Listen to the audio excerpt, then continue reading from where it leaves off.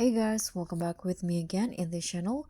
On today's tutorial, I'm going to show you how you can make people not know you read their DMs on Instagram. So in here, I'm going to show you how to turn off the read receipts on Instagram. So you can just open your Instagram apps and then head to your profile.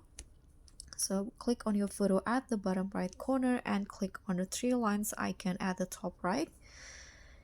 And in here you can just scroll down until you find this messages and story replies menu. Tap on that and you're going to go to the who can see your online section, and this is the show read receipts option.